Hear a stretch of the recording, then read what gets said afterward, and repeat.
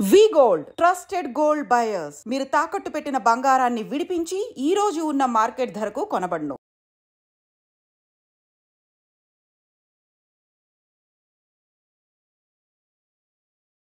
Recent టైమ్స్లో పేగు cancer అనేది కూడా బాగా వింటున్నాము. సో అది యూజువల్గా ఎలా వస్తూ ఉంటుంది? అంటే మనం తీసుకునే లైఫ్ స్టైల్ హ్యాబిట్స్, ఫుడ్స్ వల్లే ఆ పేగు క్యాన్సర్ అనేది కూడా ఎక్కువగా వస్తూ ఉంటుందా, లేకపోతే దానికి గల కారణాలు ఏంటి? నేను రీసెంట్గా ప్యారిస్ వెళ్ళాను. ఓకే. ప్యారిస్ వెళ్తే అక్కడ ఫుడ్ చూస్తుంటే నాకు అదొక రకమైన విరక్తి కలిగింది. ఉదయం లేవగానే అక్కడికి వెళ్తే హోటల్లో బుఫే పెడతారు. ఓకే. ఏముందంటే బ్రెడ్ జామ్, లేదంటే ఆ సాసేజెస్లు బీఫు పోర్కు, దట్ ఈస్ దేర్. ఇంకేం లేదు వాళ్ళకి తినటానికి. They don't have anything. ఇప్పుడు మన ఇండియాలో 5 స్టార్ హోటల్కి వెళ్ళండి, ఇడ్లీ ఉంటుంది, దోశ ఉంటుంది, వడ ఉంటుంది, ఉప్మా ఉంటుంది, ఒక 100 రకాలు ఉంటాయి. So they are all our traditional. We have so much variety to eat. వాళ్ళకి అంత వెరైటీ కనపడట్లేదు ఎక్కడ. ఓకే. తింటే మొత్తం స్టీక్, డైరెక్ట్ మా రెడ్ మీట్ ఎక్కువ తింటారు. అండ్ ఇది ఇంత మీట్ తిని మనం 4 లెట్టూస్ ఆకులు తింటే హెల్దీ థింగ్ వచ్చేది కదా, రాదు. So we have a wonderful options. మన traditional options are very good, very time tested. That is మీరందరూ ఇప్పుడు మన దగ్గర ఈ మీడియా ద్వారా క్యాన్సర్లు అవి ఎక్కువ వింటున్నాం అని భయపడుతున్నారు. కానీ మీరు నోట్ చేసుకోండి, టెక్స్ట్ బుక్ పేజ్ తీసి నోట్ చేసుకోండి కావాలంటే. Davidson text book of medicine అంటే ఇది ఆల్మోస్ట్ ఎంబీబీఎస్ డాక్టర్స్కి భగవద్గీతతో సమానం. ఓకే. అలాంటి బుక్లో హ్యారిసన్ కానీ డేవిడ్సన్ కానీ సిఎండిటి అనే టెక్స్ట్ బుక్లో కోలన్ క్యాన్సర్ అనే చాప్టర్ ఓపెన్ చేయండి. ఓకే. ఓపెన్ చేస్తే what is the incidence in America అంటే, what is the incidence in India అంటే, ఇండియాలో కన్నా 30 రెట్లు అమెరికాలో క్యాన్సర్ ఎక్కువ. ఓకే. 30 రెట్లు కోలన్ క్యాన్సర్, పెద్ద పేగు క్యాన్సర్. యూనో 50 ఏళ్ళు దాటిన ప్రతి ఒక్కళ్ళు 5 ఏళ్ళకి ఒకసారి కానీ కొలనోస్కోపీ చేయాలి. ఓకే. కొలనోస్కోపీ అంటే ఆల్మోస్ట్ ఇంత పెద్ద పైప్ని మోషన్ ద్వారా నుంచి కంప్లీట్గా వెళ్ళి పెద్ద పేగంతా స్టడీ చేస్తారు ఎక్కడన్నా క్యాన్సర్ వస్తుందా అని. Okay. Okay. That is a rule. మీరు అది చేయలేదనుకోండి, యువర్ ఇన్సూరెన్స్ ప్రకారం నువ్వు అది చేయించుకోలేదు, రేపు నీకు క్యాన్సర్ వస్తే నీకు ఇన్సూరెన్స్ కూడా కవర్ అవ్వదు. ఓకే. ఇండియాలో ఆ రూల్ లేదు. ఎందుకని? మీరు ఏ టెక్స్ట్ బుక్ అన్నా చదవండి, కోలన్ క్యాన్సర్ అంటే 5 ఏళ్ళకి 10 ఏళ్ళకి ఒకసారి కొలనోస్కోపీ చేసి స్క్రీనింగ్ చేయాలి. ఇండియాలో అది లేదు. ఎందుకు? 30 times more common in western population. యూరోప్లో, యుఎస్లో దట్ ఈస్ మోర్ కామన్. మన ఇండియాలో ఎందుకు లేదు? మన food habits, we have so much to eat. అన్ని ట్రెడిషనల్, వెజిటేరియను, మంచిగా అన్నము, పప్పు, లేదంటే ఒక కూర, ఒక వెజిటబుల్ కూర, తర్వాత పెరుగు. ఆ ట్రెడిషన్కి మనం అలవాటు పడున్నాం ఎప్పటి నుంచో. ఆ tradition is protecting hour small right, మన ఇంటెస్టైన్స్ని కాపాడి చాలా వరకు క్యాన్సర్ రాకుండా అయి ఉంటుందని నేను అనుకుంటున్నాను. ఎందుకంటే మేమేంటి అనుకుంటున్నాం అన్ని చదివినా మేము కన్క్లూషన్స్ ఇవ్వము. మోస్ట్ లైక్లీ ఇది కారణం అయి ఉంటుంది అని చెప్పగలుగుతాం. ఓకే. చాలామంది ఏంటంటే నాలెడ్జ్ లేని వాళ్ళు ఇది ఇదే అని కన్క్లూజన్ చేయాలంటే దాని పెద్ద చాలా రీసెర్చ్ ఉండాలి. అంటే సింపుల్ చెప్పాలంటే యు ఆర్ నాట్ పాసింగ్ అనే judgement. But most likely this might be the reason. అక్కడికి వెళ్తే అసలు ఏం తినాలో అర్థం కాల. ఆ బ్రెడ్ జామ్ ఎంత చండాలంగా, ఏమని తింటాం రోజు అదేనా, లేదంటే కార్న్ఫ్లేక్స్, ఇంకేం తింటాం చెప్పండి మీరు. మనం ఇన్ని రకాల మంచిగా చక్కగా ఒక ఇడ్లీ, ఒక దోశ, ఒక పూరి ఇలాంటి వాటికి అలవాటు పడిన వాళ్ళు అక్కడ వాళ్ళు ఇంక రోజు ఎలా తింటున్నారో నాకు ఆశ్చర్యం వేస్తుంది. సో రోజు అదే తిని వాళ్ళకన్నీ పైల్ సమస్య ఎక్కువ, ఫిషర్ సమస్య ఎక్కువ, కాన్స్టిపేషన్ సమస్య ఎక్కువ, కోలన్ క్యాన్సర్ ఎక్కువ. మన దగ్గర ఇవన్నీ లేవు. మనం ఏం చేస్తున్నాం? మన ఫుడ్ చాలదా అన్నట్టు ఆ పిజ్జా బర్గర్లు వెనకాల పడుతున్నాం. ఏముంది దాంట్లో టేస్ట్? మన ట్రెడిషనల్ ఫుడ్లో లేనంత టేస్ట్ దాంట్లో ఉందా? సో మన దాంట్లో టేస్ట్ ఉంది, దాంట్లో డౌటే లేదు.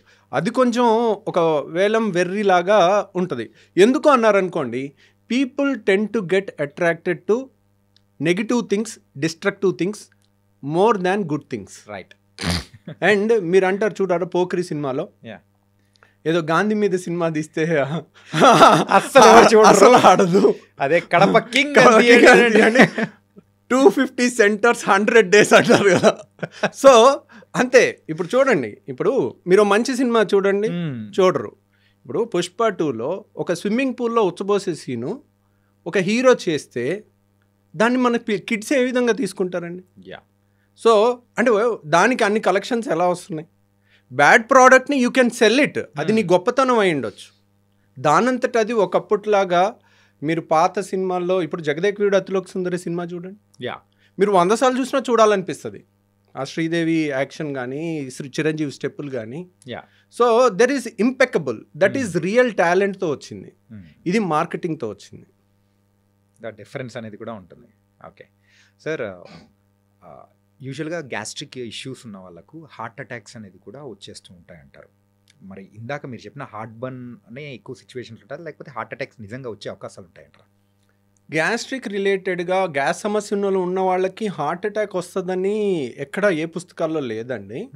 కాకపోతే ఏంటంటే గ్యాస్ సమస్యలు ఉన్న వాళ్ళకి చెప్పాను కదండి, చాలా మందికి ఈ అప్పర్ వాల్వ్ అనేది లూజ్గా ఉంటుంది, వాళ్ళకి హార్ట్ బర్న్ కామన్గా ఉంటుంది, వాళ్ళకి చాలా వరకు హార్ట్ ప్రాబ్లం ఏమో అన్న భయం ఉంటుంది. కానీ యూజువల్గా వాళ్ళకి హార్ట్ అటాక్స్ పెరిగే అవకాశం లేదు.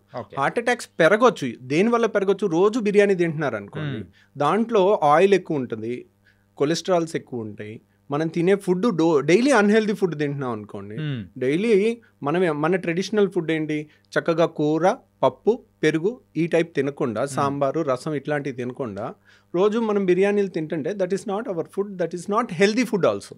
వారానికి ఒక రోజు ఈజ్ ఓకే. సో అలా తింటుంటే దానివల్ల హార్ట్ అటాక్ వస్తుంది. దాంట్లో గ్యాస్ వల్ల రాదు, మనం తినే కంటెంట్స్ ఆర్ నాట్ గుడ్, దానివల్ల రావచ్చు. ఓకే, దానివల్ల ఏముంది, మగవాళ్ళకైతే చిరుబొజ్జు వస్తుంది, అందరికి ఇప్పుడు లేడీస్కి అయితే ఫ్యాట్ అంతా సీట్ దగ్గర పేరుకుంటుంది, మగవాళ్ళకి పొట్ట కొండలాగా పెరుగుతుంది. సో ఎప్పుడైతే పొట్ట దగ్గర ఫ్యాట్ పెరుగుతుందో వాళ్ళకి హార్ట్ అటాక్స్ ఎక్కువ వచ్చే అవకాశం. ప్రపంచం అంతటా మగవాళ్ళు ఆడవాళ్ళ కన్నా 2 ఏళ్ళు తక్కువ బతుకుతారు. మీరు జపాన్లో యావరేజ్ లైఫ్ స్పాన్ తీసుకున్నారనుకోండి, లేడీస్లో 83 ఏళ్ళు, మగవాళ్ళు 81 ఏళ్ళు. ఎందుకు అమెరికాలో కానీ జపాన్లో కానీ మీరు ఇండియాలో కానీ ఎక్కడైనా తీసుకోండి, మగవాళ్ళ కన్నా ఆడవాళ్ళు 2 ఏళ్ళు ఎక్కువ బతుకుతారు. దానికి రీజన్ ఎందుకంటే మగవాళ్ళకి ఫ్యాట్ కొండలాగా పొట్ట దగ్గర ఏర్పడు, పొట్ట దగ్గర ఫ్యాట్ ఏర్పడిన వాళ్ళకి హార్ట్ అటాక్స్ ముందు వస్తాయి. ఓకే, అందుకోసమే లేడీస్ తొందరగా. కాబట్టి లేడీస్లో కూడా కొంతమందికి పొట్ట దగ్గర ఫ్యాట్ వస్తుంది, వాళ్ళకి కూడా హార్ట్ అటాక్స్ ఎక్కువ వస్తాయి. ఆండ్రాయిడ్ ఒబిసిటీ అంటారు దాన్ని. పొట్ట దగ్గర పెరిగితే దాన్ని ఆండ్రాయిడ్ అంటారు. ఆండ్రాయిడ్ ఫోన్ కాదు, ఆండ్రాయిడ్ ఒబిసిటీ అంటే male type of obesity, android gynoid అంటే ఫీమేల్ టైప్ ఆఫ్ ఒబిసిటీ, అంటే సీట్ దగ్గర ఎక్కువ పెరగటం అనమాట. అండ్ సార్, మీ యొక్క కంప్లీట్ ఒక సర్వీస్లో ఎప్పుడైనా కానీ డిఫికల్ట్ అనిపించిన కేసు ఏదైనా ఉందా? అంటే ఇప్పుడు నేను చెప్పాను కదండి, ఐఎమ్ ఏ సర్జన్. నేను సర్జరీ చేసిన తర్వాత పేషెంట్ చావు బతుకుల్లో ఉంటే దట్ డే, ఆ డే అంతా నాకు నిద్ర సరిగా పట్టదు. So I can't avoid it.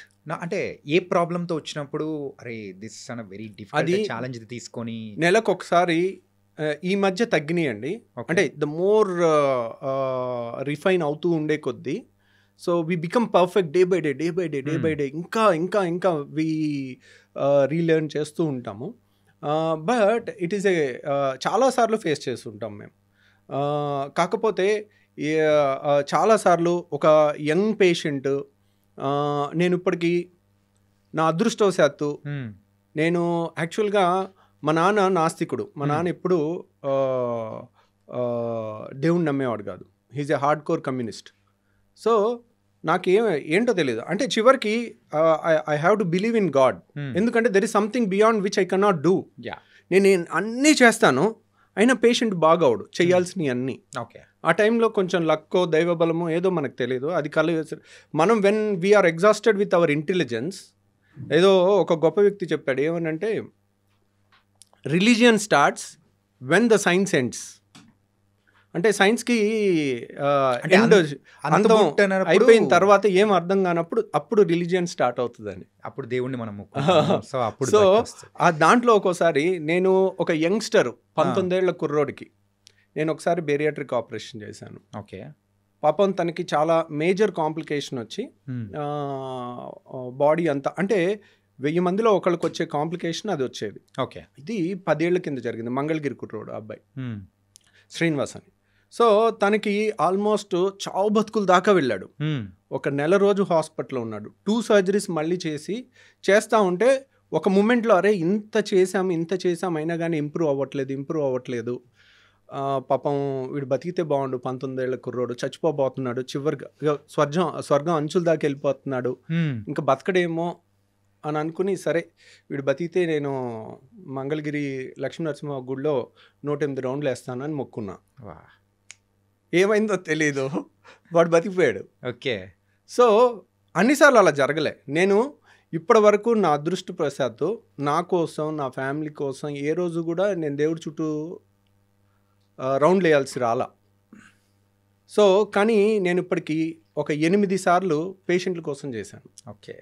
So ఎందుకంటే వెన్ సైన్స్ ఎండ్స్, బుక్లో ఉన్న ప్రకారం అన్నీ పర్ఫెక్ట్గా చేసినా కానీ కొంత లక్ అనేది మనకు రావాలి. ఆ పేషెంట్కి ఉండాలి, మనకి ఉండాలి. సో అలా ఇంకో పేషెంట్ ఇంత పెద్ద గర్భసంచిలో గడ్డ, పెళ్లిగాని అమ్మాయి, ఇంత పెద్ద గర్భసంచి గడ్డ. ఓకే, ఇక్కడ వరకు ఉంది. పెళ్లిగాని అమ్మాయికి ఇంతవరకు. ఒకసారి బయట ఆపరేషన్ చేసి పొట్ట కోసి ఓపెన్ చేశారు, చేసి దాన్ని తీయలేకపోయారు, మళ్ళీ క్లోజ్ చేశారు. ఓకే. చేసి మళ్ళీ రెండోసారి మా దగ్గరికి వచ్చి వస్తుంటే ఒకసారి ఒక డాక్టర్ ఓపెన్ చేసి క్లోజ్ చేశారంటే ఇట్స్ వెరీ డిఫికల్ట్ కేస్ అని. నేను పెళ్లిగాని అమ్మాయి, నేను సరే దాంట్లో ఫైబ్రాయిడ్ గడ్డలు ఇంత ఉన్నాయి, అవి ఒక్కటి తీసేస్తానమ్మా అని చెప్పాను. కానీ గర్భసంచి కూడా తీసేయాల్సి రావచ్చు, కానీ పెళ్లిగాని అమ్మాయి గర్భసంచి తీసేస్తే ఇంకేముంది, పిల్లలు పుట్టరు. సో నేను సరే ట్రై చేస్తాను కానీ గ్యారంటీ ఇవ్వలేనని చెప్పాను. సరే ఓకే చెప్పారు, ఓపెన్ చేశాము. ఇట్ వాజ్ ఒక సర్జన్ ఓపెన్ చేసి క్లోజ్ చేశాడంటే మనం అర్థం చేసుకోవచ్చు, లోపలికి వెళ్తే ఎంతెంత పంపుల్లాగా ఉన్నాయి అన్ని రక్తనాళాలు, ఎక్కడ ముట్టుకుంటే అక్కడ బ్లీడింగ్, ఎక్కడ ముట్టుకుంటే అక్కడ బ్లీడింగ్, పంపులు కొట్టినట్టు కొడతా ఉంది. ఒక టైంలో 25 ఏళ్ళ అమ్మాయి, 26 ఏళ్ళ అమ్మాయి మన కళ్ళ ముందు బ్లీడ్ అయి చచ్చిపోతూ ఉండి హెల్ప్లెస్గా ఉంటే అసలు ఎక్కడ ముట్టుకుంటే అక్కడ బ్లీడింగ్ అయిపోతూ ఉంది, నా అర్థం కాని పరిస్థితి. సో ఆ టైంలోనే పేషెంట్ బీపీ ఎక్కువ ఉంది, ఇంకెలాగా చచ్చిపోద్ది అని అనిపించింది. అంతా ప్రెషర్ పెట్టేసి మాప్స్ పెట్టి ప్రెషర్ పెట్టి ఆపుతా ఉన్నాం. ఆపి కొంతసేపు ప్రశాంతంగా ఉండి ఈ అమ్మాయి బతికితే చాలరా అని అప్పుడు కూడా అనుకున్నాను. ఎందుకంటే 25 ఏళ్ల పేషెంట్ టేబుల్ మీద చచ్చిపోతే దాన్ని తీసుకునే అంత గట్స్ ఎంత గొప్ప సర్జన్కైనా ఉండదు.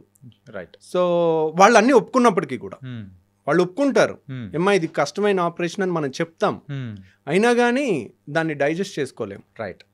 వాళ్ళు ఏంటి ఆ 90%లోనే ఉంటామేమో అన్న ఆశతో వస్తారు, నమ్మకంతో వస్తారు. ఈ 10%లో ఉండంలే అనే అనుకుంటారు, మనం 10% రిస్క్ అని చెప్పినా కానీ. సో ఆ పేషెంట్ లక్కీగా కొంచెంసేపు ప్రశాంతంగా ఉండి బీపీ కొంచెం ఎక్కువ ఉన్న దాన్ని డౌన్ చేసిన తర్వాత రక్తస్రావం కూడా కొంచెం తగ్గుద్ది. ఓకే. అప్పుడు ఎలాగో ఒకలాగా ఆ గడ్డ అంతా తీలేమేమో, అలా వదిలేసి రావాలేమో, ఆ బ్లీడింగ్ ఆగదేమో, ఎన్నో క్వశ్చన్స్ ఉన్నాయి. తర్వాత మళ్ళీ అందరం కలిసి దాన్ని తీసేసి సక్సెస్ఫుల్గా గర్భసంచి మొత్తం తీసేయాల్సి వచ్చింది, కానీ పేషెంట్ సేవ్ అయింది. ఓకే. సో అట్లా అంటే మీరు యూజువల్గా ఆ సైజ్ చెప్తూ ఉంటేనే ఇంత సైజ్, అది కూడా కడుపులో, దాని వీడియో కూడా ఉందండి నా దగ్గర. మై గాడ్, ఆ వీడియో కూడా ఉంది, మనం కావాలంటే అది చూపించవచ్చు. వద్దు సార్ ప్లీజ్. అంటే యాజ్ ఎ సర్జన్ గా అండ్ మీకైతే ఆ గట్స్ ఉన్నాయేమో, కానీ యాజ్ ఎ నార్మల్ పర్సన్స్ లాగా we can't take it also. కొన్ని ఈవెన్ నార్మల్ పీపుల్ కూడా ఆ సర్జరీస్ చూడాలన్నా కానీ బ్లడ్ చూస్తేనే పడిపోతుంటారు సార్. ఇంకా సర్జరీస్లో మీరు చూపించారంటే లిటరల్లీ అంతే, నేను కూడా అయిపోతున్నామో సార్. అంటే అన్నిసార్లు అలా ఉండదండి. సర్జరీ లైక్ మంచి సర్జన్ ఆపరేట్ చేస్తుంటే ఇట్స్ లైక్ మంచి మ్యూజిక్ వింటున్నట్టు ఉంటుంది. అలా నేను గాల్ బ్లాడర్ ఆపరేషన్ 5 నిమిషాల్లో చేసిన వీడియో ఒకటి లైవ్ పెట్టాను మన ఛానల్లో, దాంట్లో చూడండి. ఆపరేషన్ అంటే ఇలా ఉంటుంది, ఏదో వీడియో గేమ్ ఆడుకున్నట్టుందే, చుక్క బ్లడ్ లేదు, అసలు ఇంత అద్భుతమైన ప్రపంచం ఇంత మంచి కెమెరాలో మన బాడీలో ఉందా, ఇంత రక్తనాళాలు ఇంత సన్నసన్నవి కూడా కనపడతాయా అనే ఎక్సైటింగ్గా ఉండే ఒక కోణం చూస్తారు. అది చాలాసార్లు అలాగే ఉంటుంది. కానీ సర్జరీ ఈజ్ అన్ఎక్స్పెక్టెడ్, ఎప్పుడు ఏమి ఎలా జరుగుతుంది అనేది, ఎలా వచ్చి పడుతుంది అనే దానికి మనం ప్రిపేర్ అయ్యి ఉండాలి. సో అది మీరు కావాలంటే ఆ వీడియో చూడండి. నేను అపెండిక్స్ ఆపరేషన్ పెట్టాను, గర్భసంచి ఆపరేషన్ పెట్టాను, గాల్ బ్లాడర్ ఆపరేషన్ పెట్టాను. ఇవన్నీ కూడా 5 నుంచి 10-15 నిమిషాల్లో అయిపోయి చుక్క బ్లడ్ లేకుండా నీట్గా ఉన్నది, బ్యాక్గ్రౌండ్ వాయిస్తో చెప్పాను. అది చూడొచ్చు. బ్లీడింగ్ అయ్యేవి అవి మీరు చూడలేరు. అదే మెయిన్గా అది లేకపోతే చాలు సార్. సార్ అండ్ ఈ పాడ్కాస్ట్ ద్వారా సార్ యూజువల్గా అయితే ప్రజలకు మనము అంటే వాళ్ళు ఎడ్యుకేట్ అయ్యేటట్టు యూజువల్గా గట్ హెల్త్ గురించి కానీ.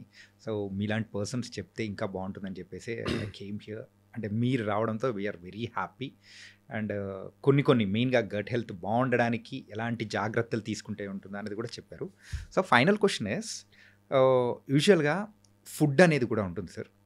మార్నింగ్ అయితే హెవీగా, అంటే మార్నింగ్ రాజులా తీసుకోమంటారు, మధ్యాహ్నం అయితే మనిషిలా తీసుకుంటారు, రాత్రి అయితే అడుక్కునే వాళ్ళ తీసుకోమని ఇట్లా చెప్తూ ఉంటారు. సో ఇది ఎంతవరకు ఫాలో అవ్వచ్చు అంటారు?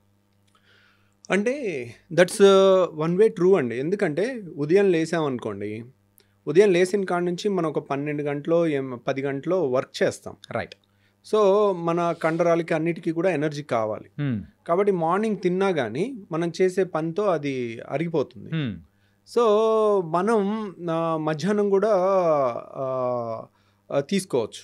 నైట్ ఏంటంటే తిన్న వెంటనే మనం పెద్ద పని చేసేది, నైట్ అంతా పడుకునేది ఉంటుంది. సో పడుకునే టైంలో మనకు అంత ఎనర్జీ ఏం అవసరం ఉండదు. సో మనం ఉదయం తిన్నామంటే అది డే అంతా ఖర్చు అయిపోయే అవకాశం ఎక్కువ ఉంటుంది. రాత్రి తిన్నది, ఇప్పుడు ఉదయం ఒక బిర్యానీ తినటం వేరు, రాత్రి బిర్యానీ తినటం వేరు. ఉదయం బిర్యానీ తింటే సాయంత్రం వరకు మనం చేసే పనిలో దాంట్లోంచి వచ్చిన క్యాలరీస్ అప్పటికప్పుడు ఖర్చు అయిపోవచ్చు. అదే రాత్రికి వెళ్ళి పడుకుంటాం, తిన్న తర్వాత ఆ తిన్న అన్ని బ్లడ్లోకి అన్ని ట్రైగ్లిజరైడ్స్, ఫ్యాటీ యాసిడ్స్ అన్నీ వెళ్తాయి. అవన్నీ ఎక్కడ వెళ్ళాలి? ఎక్కడికో వెళ్ళి డిపాజిట్ అవ్వాలి. అవన్నీ రెసిస్టెంట్ ఏరియాలోకి వెళ్తుంటాయి. నడుము దగ్గర ఎక్కడ కరగటానికి వీల్లేని చోటకంతా ఒక ఫ్యాట్ లాగా తయారైపోతూ ఉంటుంది. అందరికి ఎంత ఫిట్గా ఉన్న వాళ్ళకైనా చిన్న నడుము దగ్గర కానీ రెసిస్టెంట్ ఫ్యాట్ కొద్దిగా ఉంటుంది వాళ్ళు చేసే. ఎందుకంటే గుడ్ ఫుడ్ని రెసిస్ట్ చేయటం it's not easy thing for any ఎంత మెచ్యూర్డ్ పర్సన్ కన్నా. So and gall bladder stones అనేది కూడా రీసెంట్ టైమ్స్లో బాగా వింటున్నాను సార్. అంటే ఇప్పుడు కిడ్నీలో స్టోన్స్ వచ్చాయంటే అది త్రూ మన యూరిన్ ద్వారా కూడా వచ్చేసి బయటికి కొట్టేస్తుంది. అది రాలేని సందర్భాల్లో ఏమంటారు, మనకు త్రూ ట్రీట్మెంట్ ద్వారా ఇస్తారు. ఈ గాల్ బ్లాడర్ స్టోన్స్ అనేది వెళ్ళిపోతే ఆ గాల్ బ్లాడర్లో పడిపోతాయి అని కూడా విన్నాను. సో దాన్ని తీయాలంటే ఆపరేషన్ తప్ప వేరే ఆప్షన్ అనేది లేదా కరిగించడానికి అని ఏదైనా? అంటే గాల్ బ్లాడర్లో స్టోన్స్ అనేది కిడ్నీలో స్టోన్స్ వేరు, గాల్ బ్లాడర్లో స్టోన్స్ వేరు. రెండింటికి వ్యత్యాసం చెప్తాను. కిడ్నీలో స్టోన్స్ అనేది లెస్ దాన్ 1 సెంటీమీటర్ ఉంటే 99% లెస్ దాన్ 1 సెంటీమీటర్ ఉంటాయి. అవన్నీ కూడా వాటర్ ఎక్కువ తాగుతుంటే దానంతరవే పడిపోయే అవకాశం ఉంటుంది. గాల్ బ్లాడర్లో స్టోను బయటికి పడేవి చాలా తక్కువ అన్నమాట, అవి అలాగే ఉంటాయి. కాకపోతే గాల్ బ్లాడర్లో స్టోను అంత డేంజరస్ ఏం కాదు. అంటే నొప్పి లేదు. చాలామందికి ఒక స్టోను 1 సెంటీమీటర్ స్టోన్ తయారవ్వాలనుకోండి, అది కనీసం 5 ఏళ్ళ నుంచి 10 ఏళ్ళు పట్టుద్ది. ఎందుకంటే ఒక ఇసుక రేణువులాగా తయారవుతుంది. దాని మీద ఒక పొర ఏర్పడుద్ది, దాని మీద ఇంకో పొర ఏర్పడుద్ది, దాని మీద ఇంకో పొర ఏర్పడుద్ది. సో అలా పొరలుగా 1 సెంటీమీటర్ స్టోన్ తయారవ్వాలంటే it takes 5 to 10 years. Okay. So చాలా మందికి స్కానింగ్ చేస్తే రాయి కనపడుద్ది, కానీ వాళ్ళకి కంప్లైంట్ ఉండదు. సో అనవసరంగా స్కానింగ్ చేయబట్టి వాళ్ళకి గుండెలో రైళ్లు పరిగెట్టడం మొదలవుతుంది.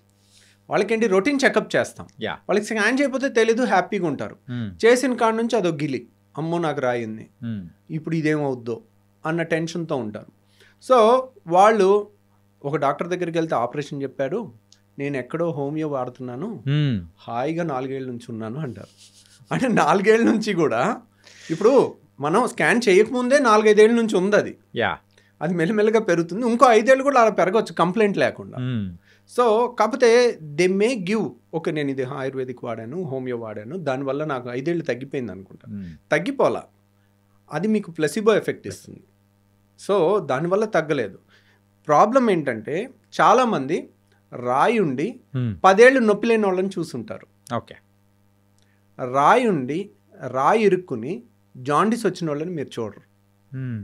ఆ స్టేజ్లో రాయి ఇరుక్కుని కొలాంజైటిస్ అని ఒళ్ళంతా భయంకరమైన వణుకుతో కొలాంజైటిస్ అని ఫీవర్ వస్తుంది, హై గ్రేడ్ ఫీవర్, జాండిస్ వస్తుంది. ఓకే. ఆ టైము 24 గంటల నుంచి 48 గంటల్లో మనం ఆ స్టోన్ని అడ్డు తీసి స్టెంట్ అయిపోతే ప్రాణహాని ఉంటుంది. అది లేట్ అయి చచ్చిపోయిన వాళ్ళు కూడా మేము చూస్తాం. ఓకే. సో ఇమీడియట్ రియాక్ట్ అవ్వాలి 24 hours to 48 hours. సో అది జాండిస్ వచ్చినప్పుడు. అందరికీ జాండిస్ వస్తుందని నేను చెప్పట్లా. ఈ రోజు రాయి బయటపడింది, ఈ రోజే జాండిస్ వచ్చేది. 5 ఏళ్లలో రావచ్చు, 3 ఏళ్లలో రావచ్చు, 6 నెలల్లో రావచ్చు, వీ కెనాట్ సే. సో నేను అనేది ఏంటంటే, మీకు రాయి ఉంది, be bold, be strong, no pain, no surgery, text book line చెప్తున్నాను. గాల్ బ్లాడర్లో స్టోన్ ఉంది, నో పెయిన్ నో సర్జరీ. దాంట్లో రూల్ ఏం లేదు, రూల్ నెవర్ చేంజెస్. ధైర్యంగా మీరు ఉండండి, అదేం అవ్వదు. కానీ నేను చెప్పేది ఏంటంటే రియల్గా నొప్పి వచ్చినప్పుడు కూడా నొప్పి ట్యాబ్లెట్ వేసుకుని దాన్ని ఆపి మళ్ళీ నాకు నొప్పి లేదని అనొద్దు. ఒక్కసారి నొప్పి వచ్చినా that is a dangerous stone. Okay, ఈ రోజు ఇరుక్కుని నొప్పి వస్తుంది. గాల్ బ్లాడరు ఫండస్ అంటారు, వెడల్పుగా ఉంటుంది. నెక్ అంటారు, నెక్ సన్నగా ఉంటుంది. అది బయటకు వచ్చే ద్వారంలో ఇరుక్కుంది అనుకోండి, అప్పుడు మనకి నొప్పి వస్తుంది.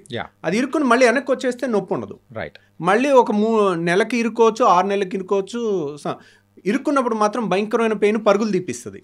అందుకేనా మీరు స్టంట్ అనేది కూడా వేయాలి అనేది? అంటే అది జాండీస్ ఉన్నప్పుడు, దాంట్లో జాండీస్ ఉన్నప్పుడు, జాండీస్ లేకుండా కూడా నొప్పి రావచ్చు. ఓకే.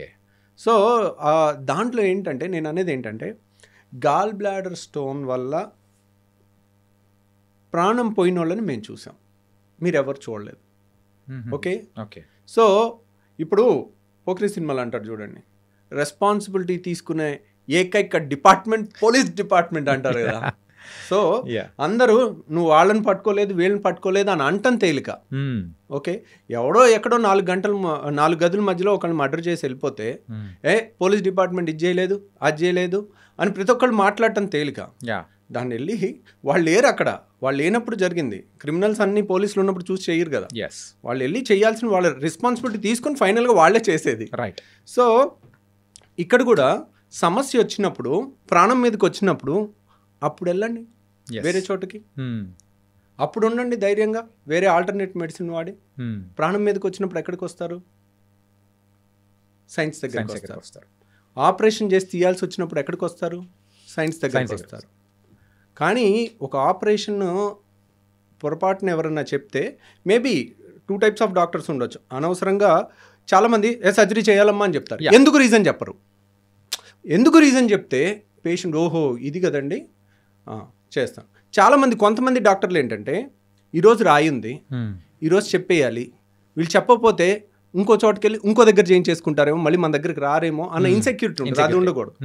అది ఉండకూడదు. దానివల్ల లేని భయాన్ని ఇచ్చి చెప్పేసేసరికి వాళ్ళు ఇంకా నెగిటివ్ అయిపోతారు. రైట్. అనవసరంగా చేసేస్తున్నారు. ఆ డాక్టర్ చెప్పాడు, నేను భయంతో వచ్చేసాను డాక్టర్ గారు, 4 ఏళ్ళు అయింది నాకు నొప్పి లేదంటారు. So no pain no surgery. మనం టెక్స్ట్ బుక్లో ఉన్న రూల్ చెప్పాలి. At the same time jaundice ఉంటే లైఫ్ రిస్క్ ఉంటుంది, వెంటనే రావాలి. నొప్పి ఉంటే లైఫ్ రిస్క్ ఉంటుంది, వెంటనే రావాలి. సో ఆ క్లాస్ కూడా తెలుసుకున్నారనుకోండి, ఓహో నొప్పి ఉంటే నేను రావాలి. అండ్ ఇంకో బ్యూటిఫుల్ థింగ్ ఏంటంటే గాల్ బ్లాడర్లో చాలా మందికి తెలియంది ఫ్యాటీ డిస్పెప్సియా అంటారు. వాడు మా ఫ్రెండ్ ఉండేవాడు, నా రూమ్మేట్. 6 ఏళ్ళు MBBS ఒకే రూము అలా ఉండేవాళ్ళం. వాడు మొన్న మా ఫ్రెండ్స్ US నుంచి వస్తే అందరం కలిసి వాళ్ళు బిర్యానీ తిన్నారు హైదరాబాద్లో. ఓకే. తింటుంటే వీడు ఏంటోరా బిర్యానీ తినలేకపోయాడు ఈరోజు, బిర్యానీ తినాలంటే ఇబ్బంది పడుతున్నాడు అని మిగిలిన ఫ్రెండ్స్ నాకు చెప్పారు. సో అప్పుడు అలగలే మాకు. తర్వాత 3 నెలల తర్వాత ఎప్పుడు ఆయిల్ ఫుడ్ తిన్న ప్రతిసారి కడుపులో ఇబ్బంది అవుతుంది వాళ్ళకి. దాన్ని ఫ్యాటీ డిస్పెప్సియా అంటారు. ఫ్యాటీ ఫుడ్ తీసుకుంటే వాళ్ళకి గాల్ బ్లాడర్ మూసుకుంటే ఆ స్టోన్ వచ్చి నెక్లో ఇరుక్కుని నొప్పి వస్తుంది. ఆయిలీ ఫుడ్ తినలేరు వాళ్ళు.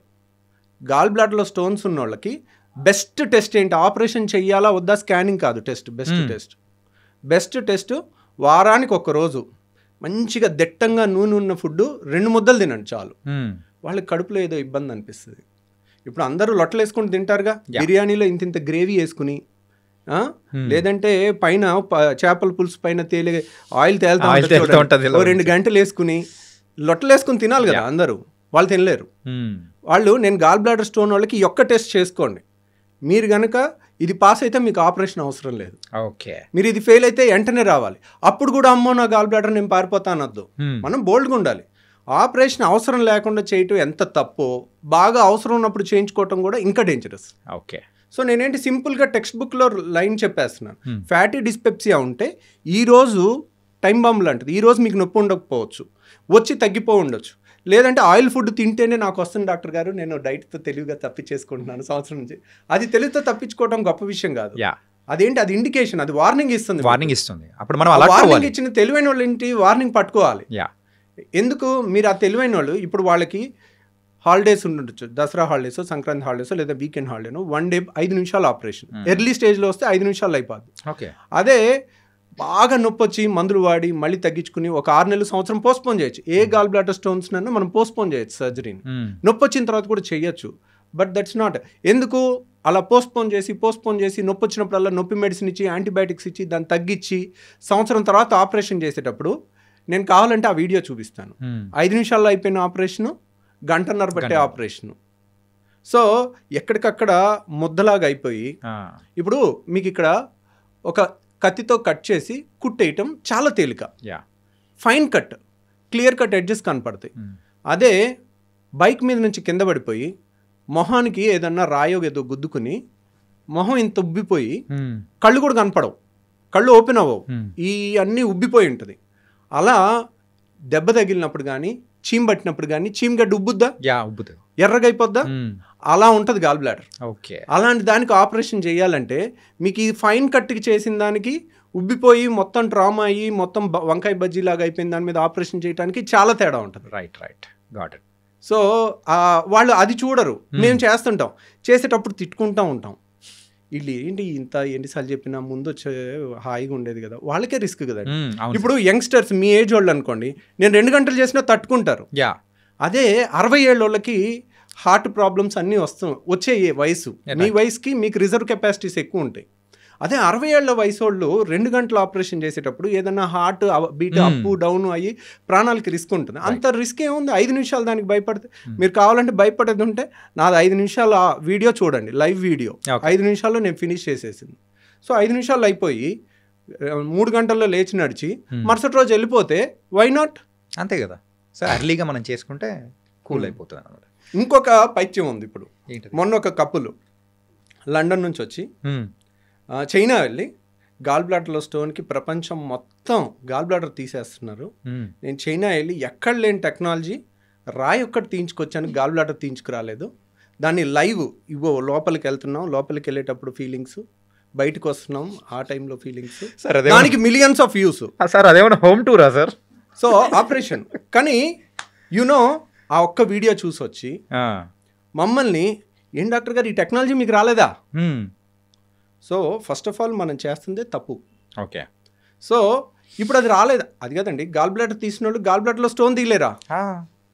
సో గాల్ బ్లాడర్లో స్టోన్ తీయటం అది పెద్ద గొప్ప విషయం కాదు, కానీ that is not right thing to do. ఏ టెక్స్ట్ బుక్లో గాల్ బ్లాడర్లో స్టోన్ తీయమని లేదు. సో కాబట్టి నేను అలాంటివి సరే తీసామని అనుకోండి, రేపొద్దున్న ఈరోజు ఒక స్టోన్ తీసాం, గాల్ బ్లాడర్లో స్టోన్ వచ్చిందంటే ఏంటి, దానికి స్టోన్ వచ్చే తత్వం ఉన్నట్టు. ఇప్పుడు ఒక ఆపరేషన్ చేసి తీస్తాం, 5 ఏళ్ళు ఆగి మళ్ళీ స్టోన్ వస్తుంది, మళ్ళీ ఆపరేషన్ చేయించుకున్న అదే రిస్క్గా. యాక్చువల్గా ఆపరేషన్లో రిస్క్ గాల్ బ్లాడర్లో లేదు, గాల్ బ్లాడర్ తీసే దాంట్లో లేదు, అది 5 నిమిషాల ఆపరేషన్. రిస్క్ ఎక్కడుంది? మత్తు, వీటన్నిటిలో కూడా రిస్క్ అనేది కూడా ఉంది, రిస్క్ ఉంటుంది. సో ప్రతిసారి ఆపరేషన్ చేయించుకోవటం అనేది it's not a good thing. కానీ ఇప్పుడే చెప్తున్నా, సైన్స్ ప్రకారం ఒక 100 ఏళ్ల రీసెర్చ్కి ఎగెన్స్ట్కి వెళ్ళాలని అనుకోవటం అన్నిసార్లు ఉత్తమం కాదు. దాంట్లో ఒకసారి నువ్వు బయటపడవచ్చు. 1 వేలో ఎదురెళ్ళకూడదు అన్నారు, ట్రాఫిక్ లేదు, నేను 1 వేలో ఎదురెళ్ళాను, 60 స్పీడ్తో వెళ్ళొచ్చాను, నేను గొప్ప అనుకోవటం కాదు. That is wrong thing. Right, మీకు కావాలనుకోండి, మీకు ఆ రాయి ఒక్కటే తీయాలనుకుంటే అది నేను తీసి పెడతాను, కానీ నేను చెప్పటం నా duty. This is not the right thing అండి అని. సో ఇన్స్పైట్ ఆఫ్ దట్ వాళ్ళు అడిగారు అనుకోండి, సో ఓకే చేసి పెడదాం, ఏముంది దాంట్లో. ఇప్పుడు కానీ మళ్ళీ వచ్చే అవకాశాలు అనేది కూడా మళ్ళీ వచ్చే అవకాశం ఉంటుంది, రిస్క్ కూడా ఎక్కువ ఉంటుంది. ఎందుకంటే గాల్ బ్లాడర్ గోడ అనేది పేపర్ కన్నా పలుచుకుంటుంది. ఓకే, సో గాల్ బ్లాడర్లో స్టోన్ వస్తే గాల్ బ్లాడర్ మొత్తం తీసేస్తాం, అది స్టాండర్డ్ టెక్స్ట్ బుక్ ట్రీట్మెంట్. కిడ్నీలో స్టోన్ వస్తే కిడ్నీ తీసేస్తారు ఎవరు? తీయరు కదా. మరి కిడ్నీ ఎందుకు తీయట్లేదు ఏ డాక్టరు? స్టోన్ ఒకటి, కిడ్నీ ముఖ్యమైన అవయవం కాబట్టి. సో 600 అయినా రాయ తీస్తాం. సో గాల్ బ్లాడర్ వాలే పల్చగా ఉంటుంది పేపర్ అంతా, దాన్ని కట్ చేసి దాన్ని కుట్టిన తర్వాత ఒక్కోసారి అక్కడ నుంచి పసర్ లీక్ అయింది అనుకోండి, సెప్టిక్ అయి ప్రాణహాని కూడా ఉంటుంది. సో అది రాకుండా కూడా జాగ్రత్త తీసుకుని చెయ్యొచ్చు. కానీ గాల్ బ్లాడర్ ఆపరేషన్ ఉదయం చేస్తే సాయంత్రం ఇంటికి పంపించేస్తాం. అలా చేసిన వాళ్ళకి ఒక ట్యూబ్ పెట్టాలి. సో వాళ్ళకి ఇంకా కంబర్సమ్ ఉంటుంది, అది వాళ్ళకి తెలియదు కదా. కాకపోతే వాళ్ళకేంటి, వాళ్ళకి ఒకే ఎమోషన్, నా అవయవం తీయలేదు అనే ఎమోషన్ ఉంటుంది. కానీ అది అన్నిసార్లు అదేం పెద్ద ఇంపార్టెంట్గా అవయమేం కాదు. కానీ కొంతమంది అడిగారు అనుకోండి, that is not a conventional treatment, మీకు అది కావాలంటే అది చేస్తాం.